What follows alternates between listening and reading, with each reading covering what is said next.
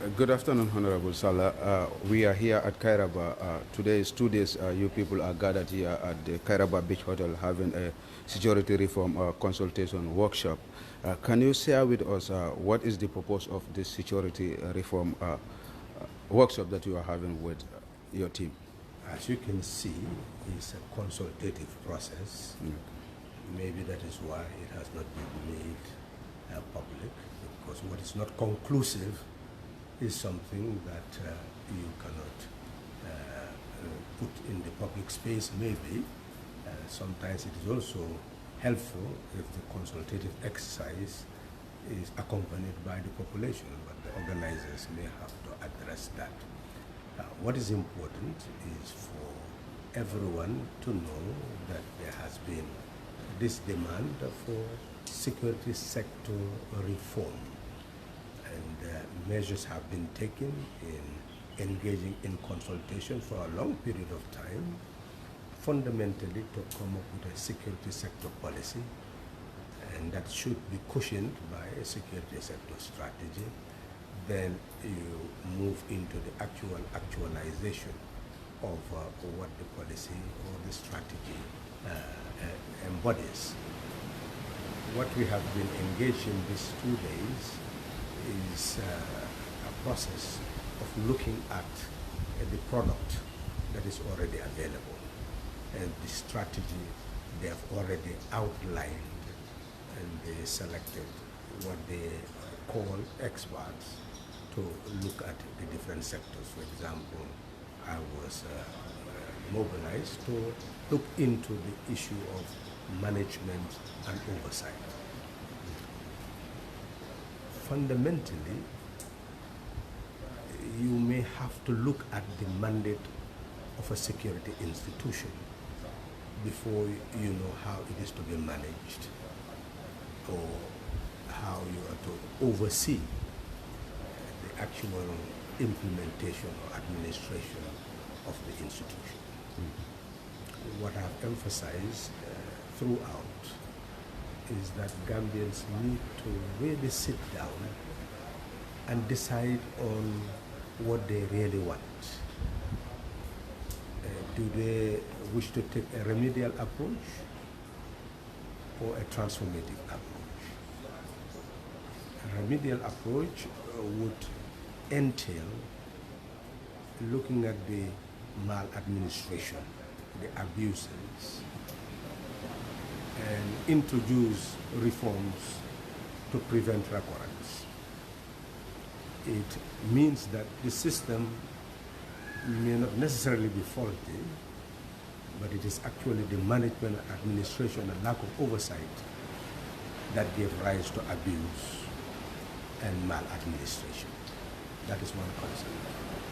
You may also take the concept that the system itself is flawed, and you need to transform the system. What does transformation entail? It means that you must look at the instrument, expose their weaknesses, and transform the instrument. You must look at the institutions, look at their weaknesses, and transform the institutions. But as you manage, administer,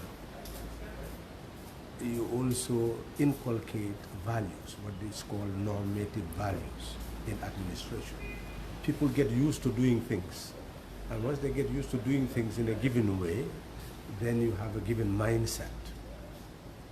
So transformation requires not only transforming instruments, laws, or institutions, but also transforming mindset.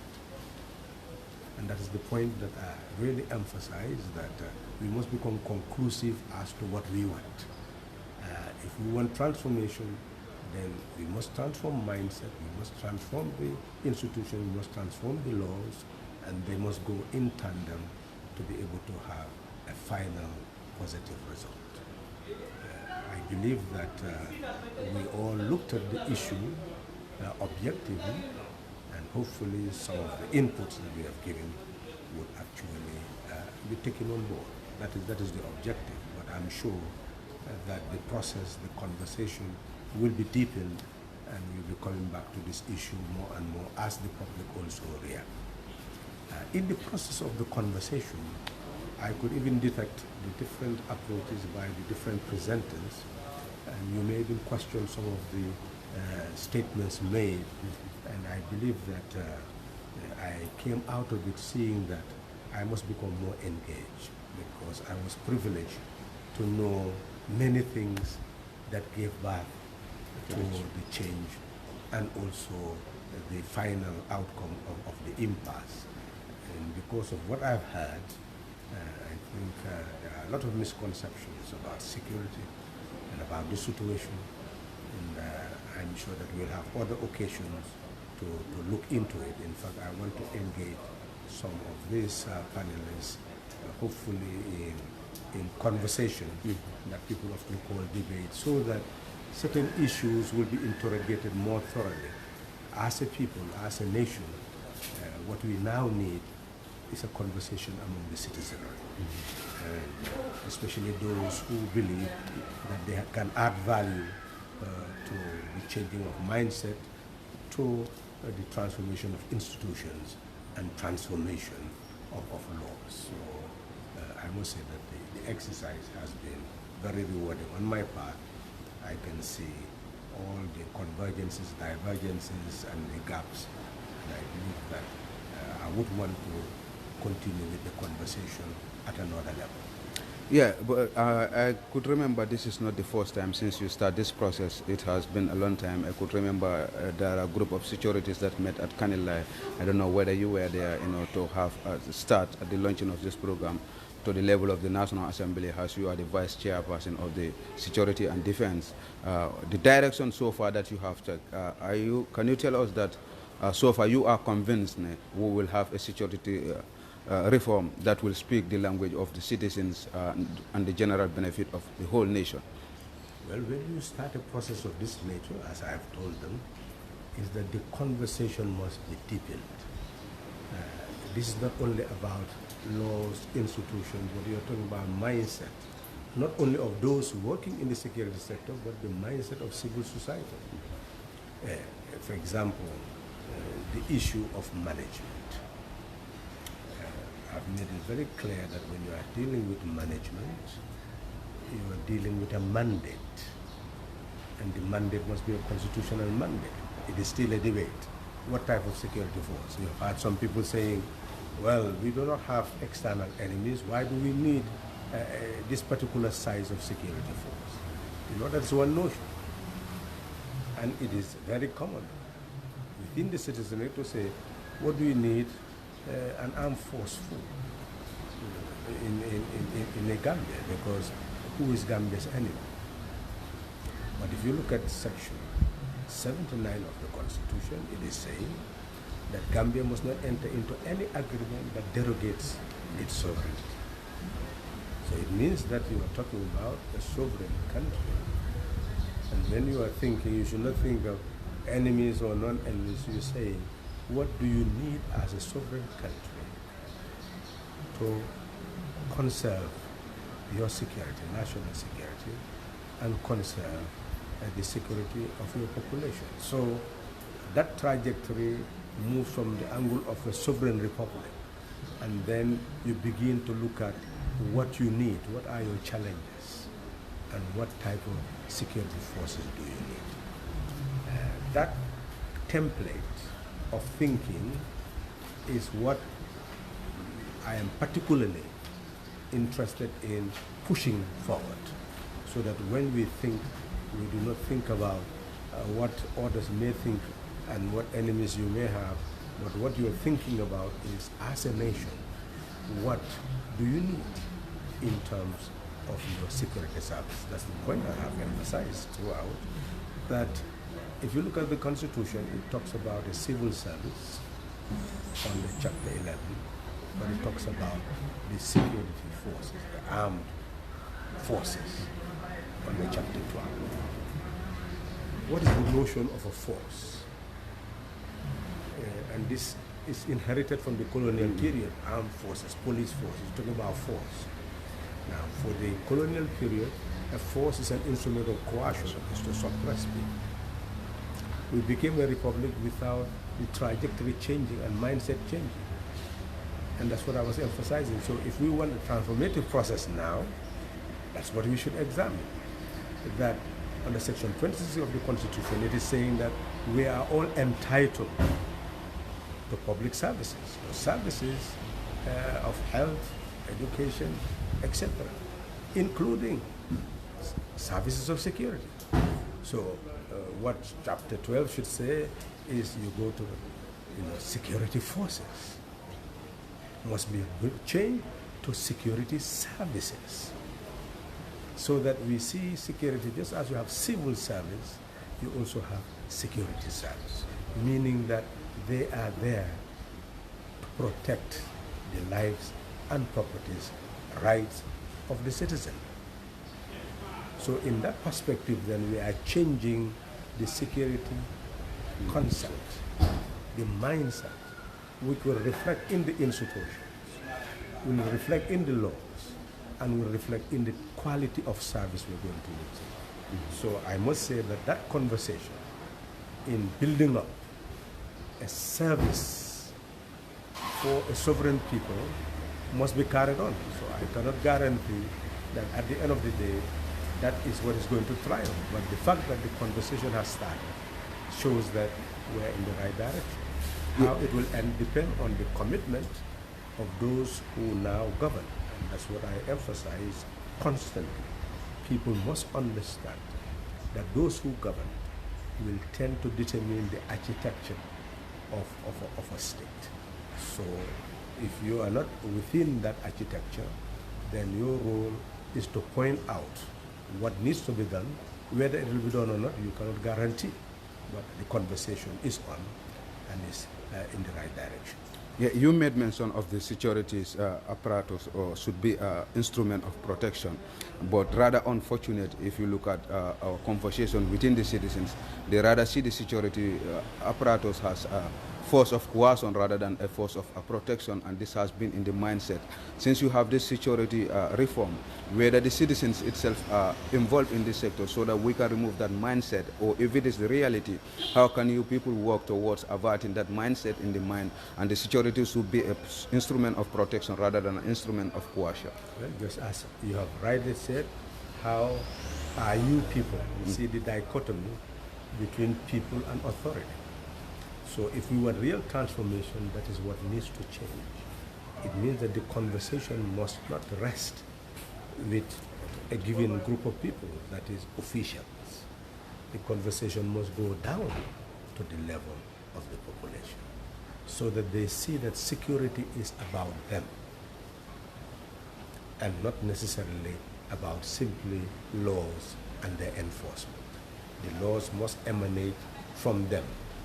You must know what the people need. So the need assessment of what laws are necessary for the protection and welfare of the people is what will give rise to the National Assembly making those laws. So the emphasis is that that was not the case.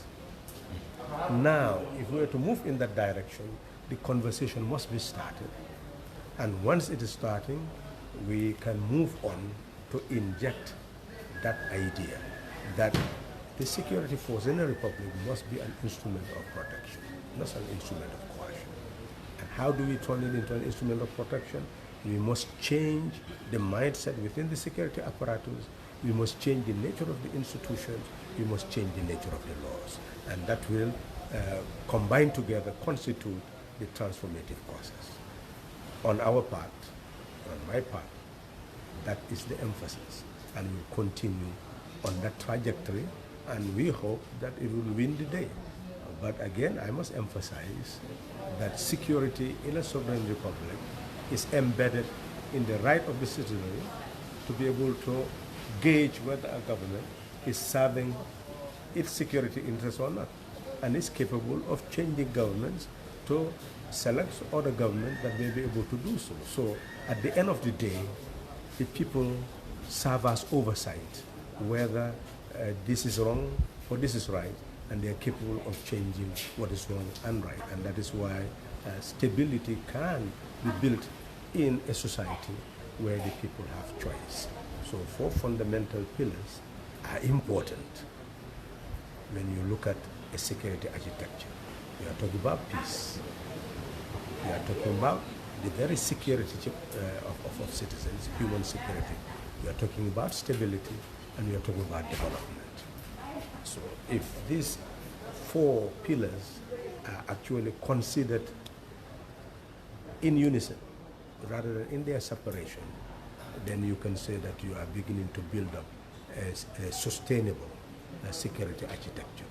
And the fact that the conversation has started, I believe it should continue. And on my part, what I've made very clear is that yes, the executive has the power to manage the whole apparatus.